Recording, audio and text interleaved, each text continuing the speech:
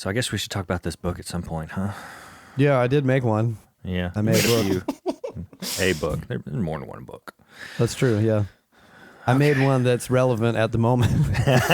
It is quite relevant, actually. When the choice seems to be to tear down the church Or build a wall around it.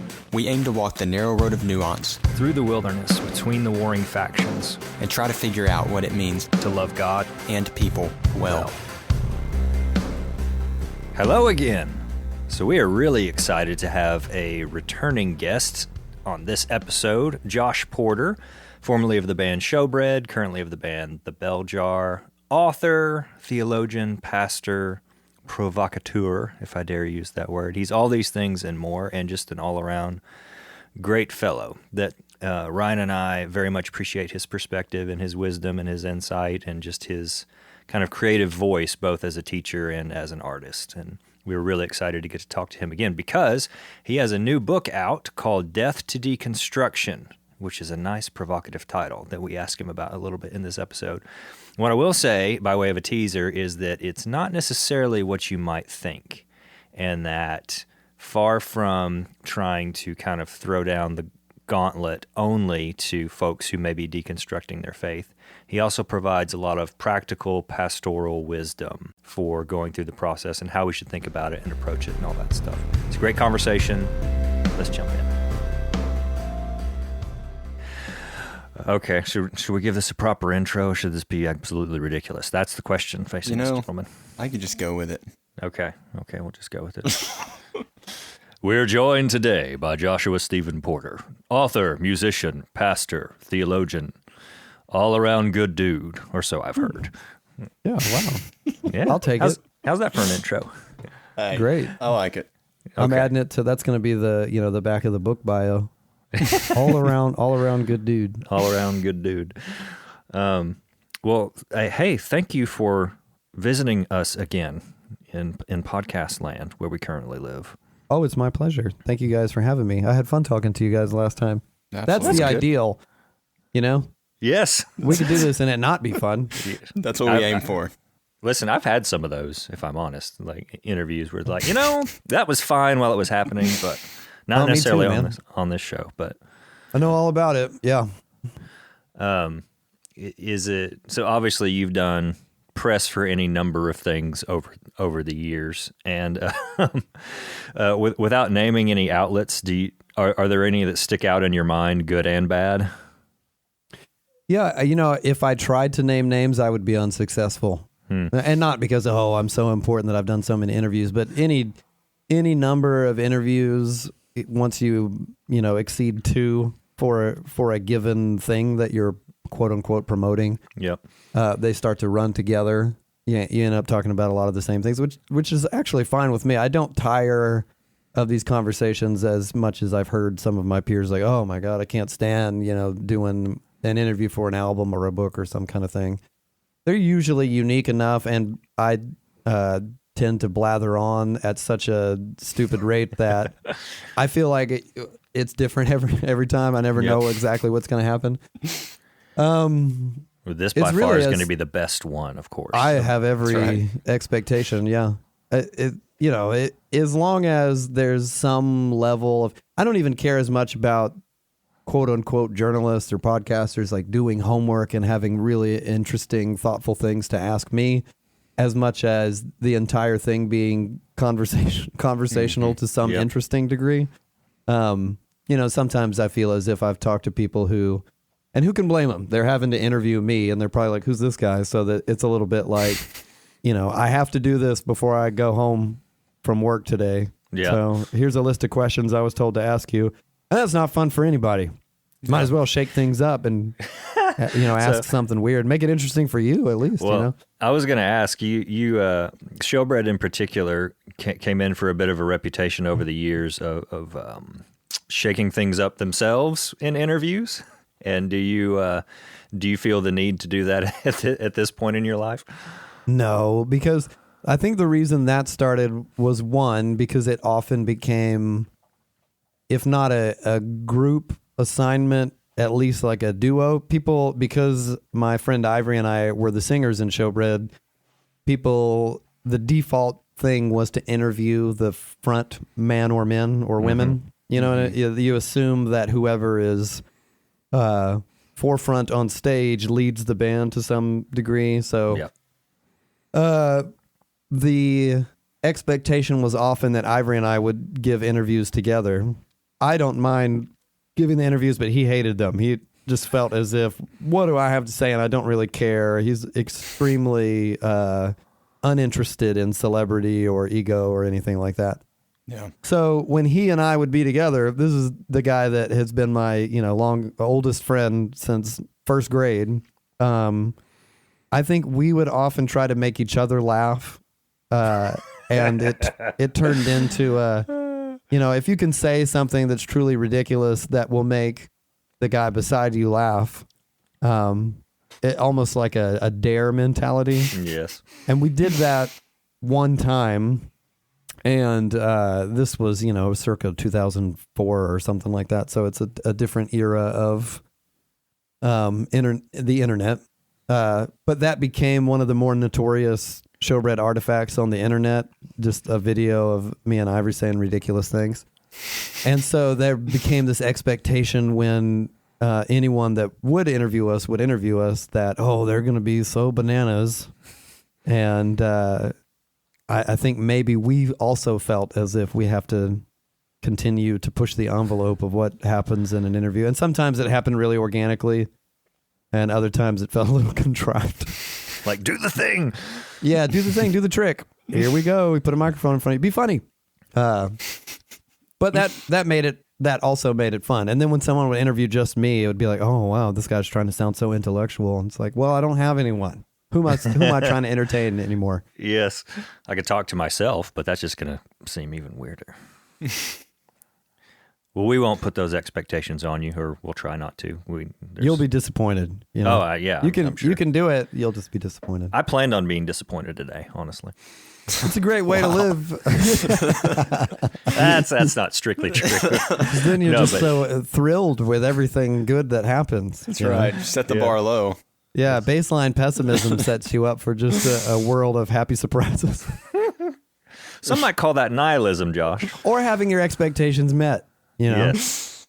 Well, in all seriousness, though, we very much we're looking forward to talking to you again, and are grateful for the time you're spending with us, and glad that we can laugh and joke while we're doing a thing that is also meaningful. So likewise. Thanks for playing ball. So, you've written a number of books over the years, some serious and some less so, and some fiction and some not. Or is this your first nonfiction book? No, I guess there was the memoir, wasn't there? Yes, I wrote a band memoir a very long time ago, but this is my first more focused effort in the world of nonfiction. So the name of the book is Death to Deconstruction, which is a throwdown of a title in our day and age.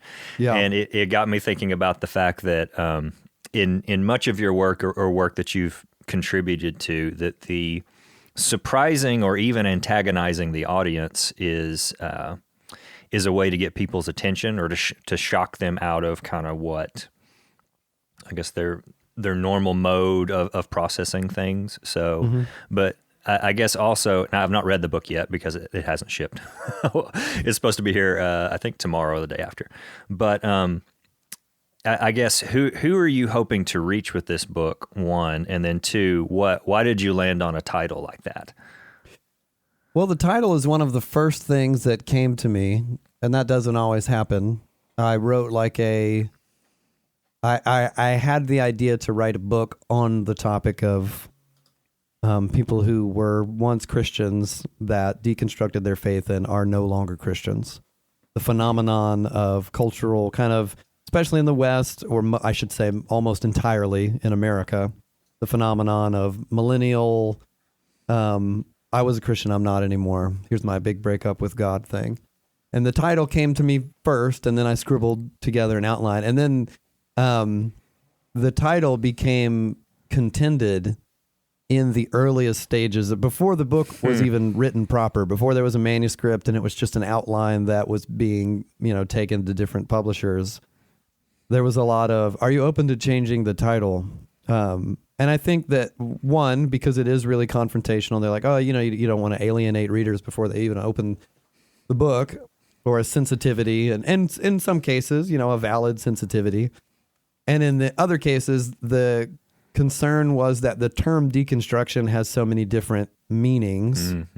And my argument was, well, yes, obviously it can mean a lot of different things in a lot of different contexts. But in where we are now, this might not be the case a few years from now, or who knows, but where we are now in America, the word deconstruction has become kind of a shorthand, at least in kind of the pop culture spirituality conversation, for the phenomenon of, I was raised usually evangelical, I had all these issues with it, I deconstructed my faith, and now I am not what we would call like an historic or orthodox follower of Jesus. So I kept arguing with these different publishers before the book even had a manuscript. I was like, no, the title's really important. It's going, I feel as if approaching it confrontationally will be the only thing I have to offer to the conversation. And up until, like a week before the book went to print or something like that, they were still like, oh, do we have to do deconstruct? Can we change it to something else? Or what if it was this or that? And that was one of the things I continued to really fight for. And not because, Taylor, you mentioned that I've done a lot of things that seem combative or seem confrontational. And there's a couple of reasons for that. I think maybe some people think it's like I'm just trying to be a butthole. That's not it. I find confrontational art more interesting, and by default, I just make the thing that I would like to read, or the thing that I would like to listen to. And it's not, it sounds really self-centric, but the way I approach any creative project is like, if I wanted to emulate this or that this or that thing is already over there. So I can borrow from it or be influenced or inspired by it, but I want to make the thing that I wish existed. That's often how I come to a project. It's like, oh, I wish that there was this song or this, book or this story. I relate to that very strongly. And I think this, but my sort of a little bit inelegant description is that's not a criticism. It's just that, like, I feel like there's a prophetic voice, if I can put it that way, in the way that you put your ideas out there, and that it is some people's primary role, whether they know it or not, to put their hand up and be like, yeah, but have y'all thought about this? And sometimes some, like the scriptures are a good example of this. Like some of Ezekiel and Jeremiah is pretty caustic and pretty darn weird. I mean, like a lot of Ezekiel, he's doing divine performance art basically, and it's people are reacting to it really strongly. Yeah, I agree. Not to be like, well, I just want to be like Jesus, but I actually have been, especially over, the last, the mid-adult range of my life, more inspired by, in the beginning, it was more of a naive and a personality thing. I just am this way by default, so I made this thing by default, and I was into punk rock. Punk rock is confrontational by nature, but the more that I hopefully matured as a Christian, I would find in Jesus really shocking confrontational creativity that often refuses to explain itself. Where he will tell stories, and then people will say, well, what does that mean? That's so offensive. And you had to know that was offensive to us personally. Why would you say something like that? Explain yourself. And he'll say, no. If you get it, you get it, He who has ears. Yeah, and people in his inner circle would come to him and be like, well, at least tell us what you mean. He'll be like, well, I'll tell you guys, but you need to understand, not everyone's going to get this, and that's the point. It's not for everyone, and it's for the people who are willing to listen. And he would say these things that we romanticize after the fact, the easy example of, whoever eats my flesh and drinks my blood. And we're like, oh man, what a beautiful symbology for the sacrament of communion. But he must have sounded like an lunatic at the time. Yeah. And it seems obvious to me that he did that, not just he did that on purpose in the sense that he knew what he was saying. Obviously he knew what he was saying, but he did it on the purpose to be, at least in one sense, offensive, because he immediately turns around to his close followers and says, does this offend you? As if he knew, like, I get that they're upset. Are you upset too? Or can you hang on? Are you going to stick with this? So I think that, I've had these two different, career is a weird word, but vocations. And one of them is as an artist and one of them is as a pastor and teacher of Bible and theology. When I first started the latter, learning to teach Bible and theology, I think that I approached them as less creative. I would think, oh, okay, well, you can be really confrontational in art and you can say crazy stuff in a punk rock song, but you really need to be more responsible in teaching the Bible. And that's true. You do need to be responsible as a teacher of the scriptures. But what I've learned after doing this for, the last 7 or 8 years is that I think that we have, as teachers of the Bible, people in my vocation have more permission to be confrontational than they realize. And of course, taken to a certain extent, confrontational or being confrontational without accountability just leads to jerks. It leads to the people on the internet who are the doctrine police, who think that everyone in the world is a heretic except them and the people who agree with them. Yeah. And it leads to like tyrants who, refuse to be corrected or challenged in any way. So, I've set up layers of accountability around myself, both in my vocation as a teacher and now as an artist. So I don't think it's a permission slip to just say whatever the heck you want all the time. You need people speaking into the process and being like, well, is this important and prophetic, or are you being a jerk? Yeah. So there's two kind of thoughts that come to my mind. One is that Ryan and I have talked. I don't think we talked on the podcast about this, but that like I just think so much of what's out there, it's devoid of a relational context, and so it's not constructive a lot of the time. And of course, there's a ditch on both sides of that road, but like so much of the discussion that happens online is basically where so much is right now, and people shouting at each other. It's somebody you're never going to meet. It's somebody that even pastors and teachers that you listen to, if you don't have a relational connection, you really should be careful and responsible about how much of that you take in. And also that I remember the first, one of the things I said about Jesus was that he taught with authority, not as their teachers did. And we've never heard anybody talk like this guy. And I remember the first time I heard John Mark Comer of Bridgetown Church, one of his teachings, it was like that. But something that amazed me about that crew of people, of which you are a part in some way, is that I remember very clearly one teaching he was doing. I don't remember what it was about, but very gently he said, if you're doing this, you're living in sin and you need to repent. And I'd never heard anybody be so firm and so authoritative and yet so gentle and compassionate at the same time. And it helped me build a shelf for, well, no, good teaching can confront and convict, but it also has to be done in love. Yeah, I agree. The challenge is finding it's not even necessarily a balance. It's finding the symbiotic relationship between confrontation and compassion. I think that early on in my, vocation as an artist, it was interesting to me to be confrontational, but it was likely often coming from a place of frustration or a sense of personal, like I've been wronged, so I want to write a song about, or something, to that extent, or I want to write something to critique this thing that I observe in the world. And that's not always bad. I think that, art and creativity are good places to process those feelings and to be honest and vulnerable.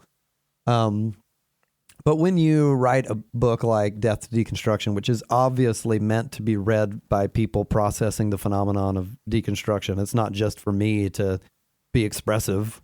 It's meant to be to provide a view, a point of view to other people, and it's offering that point of view. Like, would you take this one instead of yours? Which, in a sense, is what any kind of Christian nonfiction is doing. It's like, hey, you want to add this to the list of things that you believe, or can this have a shelf, as you put it, Taylor, in your worldview? So I think I've learned over time that you can't really fabricate a symbiotic relationship between compassion and confrontation, meaning if you feel really bent out of shape and you want to yell and scream about some phenomenon, you can do that, and maybe you'll even be right. But if you don't have compassion, if compassion is not the reason that you're upset, that there's no faking it. There's no fabricating that compassion. You'll just be the guy railing on the thing. But if you do feel, and I think this only happens as we, progress in spiritual formation and are learning to mature, not to say that, you have to be a master apprentice of Jesus just to be able to speak prophetically about a thing. Not at all. You could be first year Christian and be deeply prophetic in a compassionate way. But it does come from, some dimension of spiritual formation to be able to say, the reason I'm so frustrated is because I think that this is wrong. I think that the thing that's right is better for people, for creation, for the animal kingdom, the environment. These are the reasons that I care about, recycling or something like that. Not just because it makes me so mad that people don't recycle, but because I think that there's something that would be better for all people and for, the human family and all that kind, like that, literally that broad. And then on a pastoral level, like you can get up on stage and say, like you pointed out, Taylor, that someone can say that if you're doing this, you're in sin and you need to repent. And it can feel authoritative and convicting. And I think it could even do some good because, God is so gracious. He'll use stuff that people say, even if they're a whack job. I had a professor once that was like, the story he used to tell is that he went to a Christmas Eve service at some local mega church, and he was so disgusted. This is like the head of the theology department at our, grad school. And he's watching like, camels and llamas walk around as like angels are on cords coming down from the ceiling and everything. And he was like, oh my God, look at this waste of money. He's critiquing and judging everything that's happening around him. And at the end, they're like, now who wants to get saved? And people are putting their hands in the air and he's rolling his eyes. Oh my, no one's coming to faith with this stupid thing. And then years go by and he's in, like teaching a class with another professor that he's just met. And he's asking him his story. And this is a young professor. He's like, I actually just came to faith, 6 or 7 years ago and immediately went into school to learn the Bible. Oh, where'd you come to faith? And it was at that Christmas Eve gathering. He was one of the people that put his hand in the air. And my professor was like, oh my God, and the way he summarized the whole point was like, man, God is willing to work even in bad theology, like he'll show up and do stuff because he's that gracious and he's that nice and he's that accommodating. It doesn't give us an excuse to be lazy or, have donkeys walking around in the gathering or something like that. Yeah. But even though my point is like, you can say that stuff and not be compassionate, and God can and will even, manage to show up and do good things in spite of you. But I think it's so much more effective when it comes from a genuine place of like, look, like I actually care. And I am mad. I do think that this needs to change, but not just because I'm, a faceless digital voice being like, I'm ticked out, outrage culture and this is wrong and I can prove how much I know by virtue signaling and showing like I found this wrong thing and this wrong thing. But when it comes from, almost like a competent parent who's like, I don't want you to go in the road because you will die. So yes, I get upset that you would do something that puts you in danger and you need to understand that this needs to change. That is powerful and effective. And that has been the kind of like gracious teaching that's shaped and changed me. So I think that's became what I'm trying to do, or what I have tried to do in the book. In the beginning, I was going to, create this really sophisticated intellectual takedown on the deconstructionists, what I think is kind of a mob mentality or a herd mentality. Mm-hmm. And I was like, oh, it's going to be so fun and sarcastic and funny. And the, spoiler alert, the book is sarcastic and funny, or at least it's trying to be. You might not find it funny. It's trying to be sarcastic. I suspect I will. You'll have to tell me afterward. Okay, no, it's not. But I sat down to write that out and realized that if I'm coming at this from an intellectual angle, that book already exists and it's better than mine. I can already, if someone were to ask like, what do you recommend for, like, I have these intellectual issues with the Bible, or I'm, kind of processing, I'm in the deconstruction phase. I already have, read this, read this, read this. There's this excellent book. I've talked about it maybe more than my own book by A.J. Swoboda, who's a professor in Portland. Great. Yeah. Yeah, he has a book called After Doubt that is a book by a professor about deconstruction, and it is pastoral and personal and readable. It's already, that book exists. I realized what I had to offer, what I think I have to contribute to the conversation is I have all the same reasons, different genres of them, but I have the same reasons as all of my peers that have deconstructed and bailed out on Jesus to have done the same thing. And I haven't done that. And I realized over, dozens of pastoral conversations, having coffee with people who are on the precipice of bailing out or have to some degree stepped out of the historic Christian tradition. And once we start trading stories, they're like, oh, you too? Then what made you, just the other day, I got an email from someone who was like, how in the world can you, with your story and what how can you still go along with this? So a lot of the book just became like, this is my story. And this is, from where I sit, this is my prophetic critique of deconstruction and why I don't think it's a tenable way forward for people who have come from Christianity and want to bail out. In the opening of the book, I admit, look, there are reasons that people bail on Christianity and they say, I can't do it anymore for A, B, and C. And I go, yeah, that makes sense. If that's what you think, then it makes sense that you would not be a Christian. But there are other, what I think are less tenable views that people come and they tend to populate 99% of the deconstruction conversation. They're like, well, I have this issue. And I'm like, okay, well, that's not, biblical illiteracy, for example, We had a series of episodes, we did 3 of them, called Entrench, Deconstruct, and Disengage, kind of describing that when the questions come up, whatever they are, those people tend to respond one of those 3 ways, that either they circle around a core of doctrine and they don't let anything else in or anyone else in, or they take the house down completely and don't build anything in its place, or they say, to heck with this, I'm going to be a nun. I'm going to be nothing at all, basically. And so which is different than deconstruction, because that's like an intellectual response exercise, whereas some folks are just like, you know what, I just give up completely. I'm not going to think about this anymore. And we also made a distinction in our deconstruct conversation between deconstructing your faith and deconstructing your religion. And I think what you just said about where 99 or however many percent of people fall is it's that latter thing, is there's something about the Christian religion or a point of doctrine that is tripping them up. Not necessarily, yes, I can't believe in God anymore. Yes, and often the deconstruction herd or the fad, it has this, weirdly quasi, or I shouldn't even say quasi, pseudo high view of Jesus, which is actually, historically a low view of Jesus. They want Jesus, we're taking Jesus with us. He's going to be one of us now. Yeah. And we're going to complement the teachings of Jesus that we like, not the ones that we don't like, but we'll keep the ones that we like and we'll complement them with this teaching from Buddhism and this teaching from Eastern spirituality and this thing I heard on a podcast, this thing I heard on a YouTube video. And Jesus, we like Jesus. We've got the real one. You guys have got the fake one, that whole thing. And you end up with like a cobbled together Frankenstein's monster of your own spiritual design. Yeah.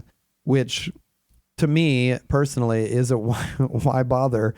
I've had this actual conversation and, again, over coffee with people who come to me and they have these questions about the deconstruction conversation.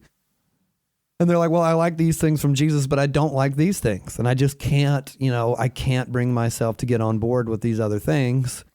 And I have felt a freedom in some of these conversations. And again, these are, with people with whom I have relational equity and that, and I'll say it sounds like you don't want to follow Jesus. A lot of people don't. That's pretty ordinary. In fact, most people don't want to follow Jesus. it sounds like you're one of them. Because there's this extreme cognitive dissonance where they're like, no, I like Jesus. I do want to follow Jesus. I just don't want to do the stuff that he said. And I'm like, okay, well, it's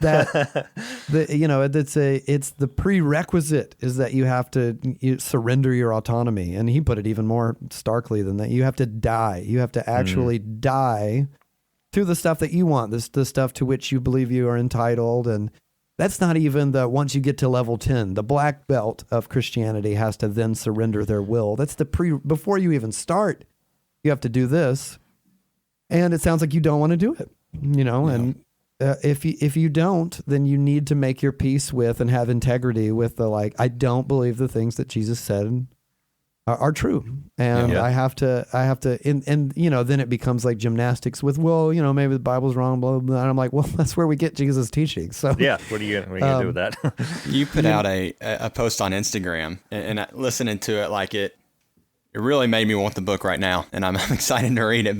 But you mentioned that, a lot of us have been handed a God that was more shaped by, you mentioned Christian nationalism and all these other potential things than what God actually is. And just hearing that kind of the back and forth of those things was, man, very just eye-opening and thought-provoking, just to understand that a lot of people, what they look at Jesus as isn't even real. Like, it's based on all these other factors that have influenced it.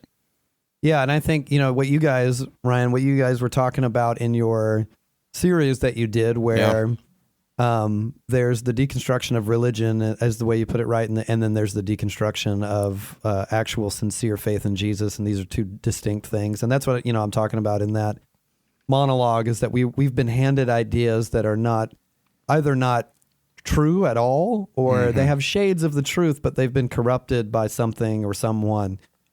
And the immediate pushback I got from the public when I announced the book was, people saying, but deconstruction's good and we have to deconstruct and deconstruction is necessary. Oh, it saved my life, that kind of thing. I think that deconstruction is just one of those words that has been forfeited to the group that means by deconstruction, we've torn down our faith in Jesus and Christianity, and we have something else now. Right. In the pop culture spirituality conversation, that's what that means.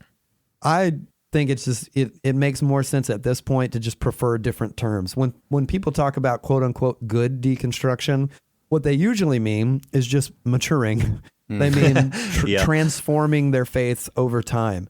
All of us, it's not unique to your special story of how you were hurt in church. All of us that have been brought up in faith, in Christianity, in America in particular, have what some would call religious trauma, or we heard something that wasn't true at some point, or maybe it was really imposed on us in a hurtful, traumatic way. That's not unique to one I have a really bad story of how I was raised in the Southern Baptist tradition, fundamentalism and conservatism, and saw, ubiquitous racism, nationalism, and didn't just observe it. I experienced the way that these, I would go as far as to say satanic things can be hurtful and really break down your willingness to believe and to participate in something when you think this is it. I don't want to be a part of this. Right. But that's not unique to me. My particular story might be unique because I'm the only one who lived it. But all of us have heard something that's not true or been taught to believe something that's not true. We've been given a God who was imperfect because it was communicated to us through imperfect people.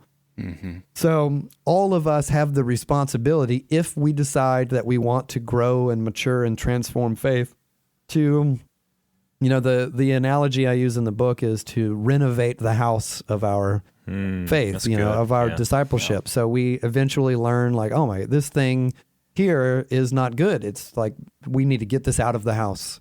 Or this thing here it was good for a season, but now we know something that's more true. So we have to replace it with this other thing that looks a little similar, but deconstruction is not like that. It's haphazard and clumsy. I think personally it's, inelegant, and it uses a sledgehammer rather than it's a demolition project to tear the whole thing down. And if we do build something else, it's not going to be the house at all. It's going to be something else entirely. So I think it's just helpful to approach them with different terminologies at this point. Yeah. But every one of us has to transform. Every one of us has to mature. That's just what, thinkers throughout the Christian tradition for hundreds of years have called spiritual formation. It's something that happens to all of us. And we have a roadmap for it in the scriptures, in the sense that, and this was something that was so helpful to me. I remember to set this up, Michael Gungor on Twitter once asked, what helped you get over your biblical idolatry? And we know what he meant by that question, probably. But Evan believing Wickham, in the Bible? Yes. Believing in the Bible is what he meant, yeah. Yes, that's what he meant. Evan Wickham, who you know, Josh, responded with, biblical literacy is what helped me get over biblical idolatry. And so seeing like Exodus, for example, this unfolding narrative of God repeatedly inviting these people to commune with him, then messing it up, and him accommodating all along the way. Like hey, y'all come up on the mountain. Well, they're afraid, so they don't go. So he gives them a priesthood. Y'all, here are some basic guidelines. Well, they don't follow those, so now we got to have all these other laws. And just this kind of almost circular or ping pong thing where God lays out the doormat at every stage, and the people don't take it. And so the relationship evolves. And at the end, you have the Torah, and you have the temple system, and then you have all these expectations, and then you have the prophets to interpret it. And then at some point, God's like, okay, but we're going to do this Jesus thing now. And at every stage, they're having to renovate. That's a good word that you used. They're having to renovate their understanding of what God really wants from them. And it was, Jesus is a great example of that. We interviewed Jason Truby. Jesus? If only. We interviewed Jason Truby, formerly of POD and Living Sacrifice, last week, and we were talking a little bit about Jesus as a performance artist. That he, at times, can you tell me if Jason he's a Christian? Yeah, he is. Yeah. Oh man, that's so great to hear. Is there a story? Not because I had any suspicions about him. I don't know him or anything about him. Anytime I hear about people in the Christian music industry that at one time played in Christian bands, I just assume by default, well, they're not anymore. Which is part of where this book came from. Yeah. Most of them aren't, are they? Yeah. No, they're not. Which this was years ago now, so it's gotten even worse since then. But literally, I don't know, 15 years ago or 10 years ago, I asked Reese Roper of Five Iron Frenzy, do you know anyone from your days of touring and playing? Because, he's like a generation of touring before me. Yeah. And do you know anyone from those days, the bands that I grew up listening to, that they're still Christian? They still, and not in a, like in an actual, they have integrity and they follow Jesus. And he had to squint and look at the ceiling for a minute. He's like, Switchfoot. Yeah. They still are. That was so depressing. And in one sense, encouraging. Way to go, Switchfoot. But so anyway, I just wanted to know if the dude from Living Sacrifice, because I love Living Sacrifice.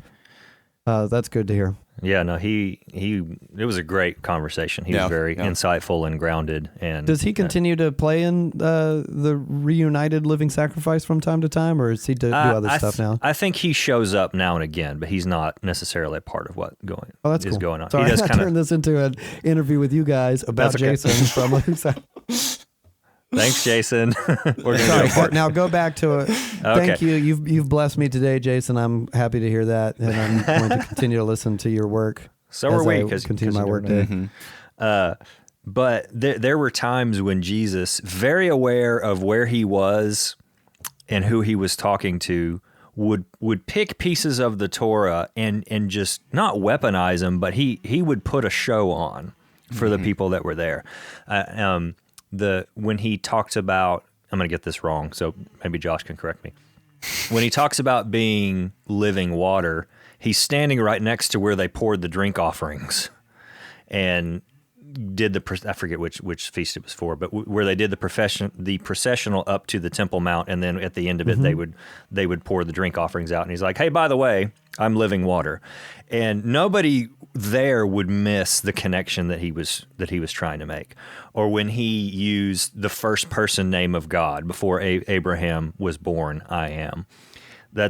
Those are really confrontational, like staged events that he took the opportunity to get people's attention with, and just that he was calling them to deconstruct their understanding of God and what was important to God. And he did this with the teachers of the law all the time. He's like, you have heard this.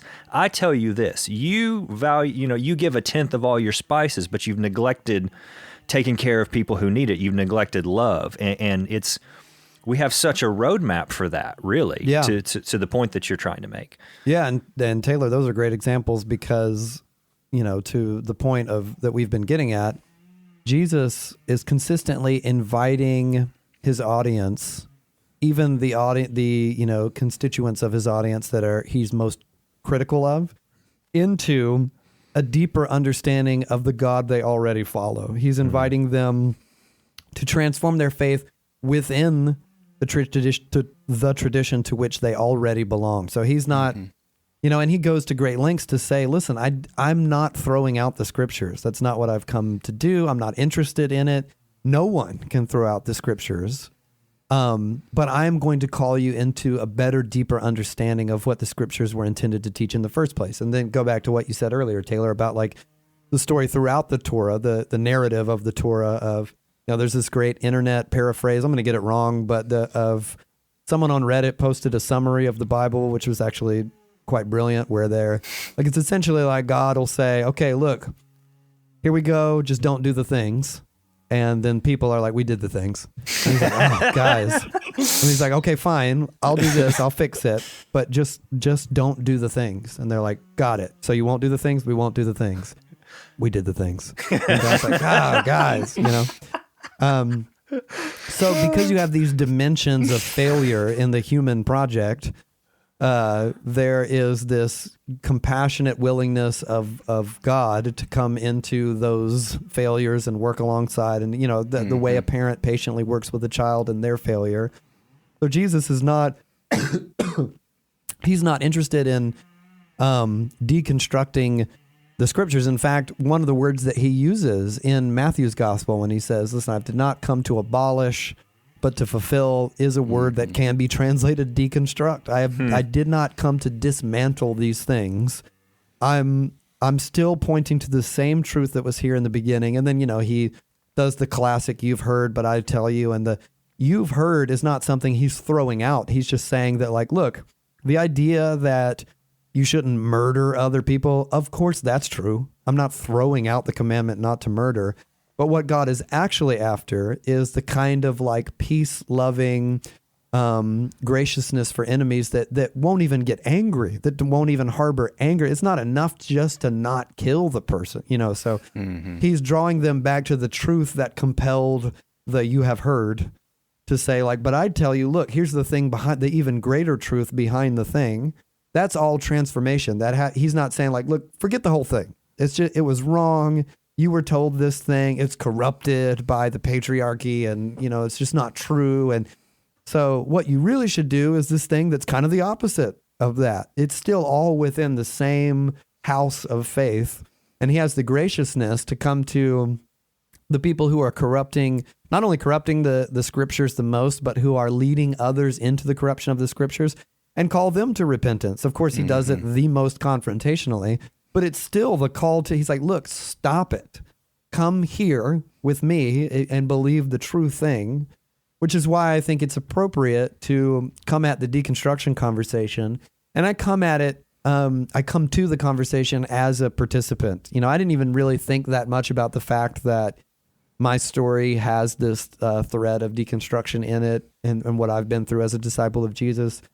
And then I sent out the advanced book to like some people to get endorsements is the thing you do in the publishing industry. Like, hey, you're this guy that I read. Will you please say that this book's not crazy? And hopefully they read it and they say like, oh, good book. And then you can put that on the cover of your book. Yeah. But almost everyone that sent something back that endorsed the book, they say something about the fact that, look, he did it and he's here.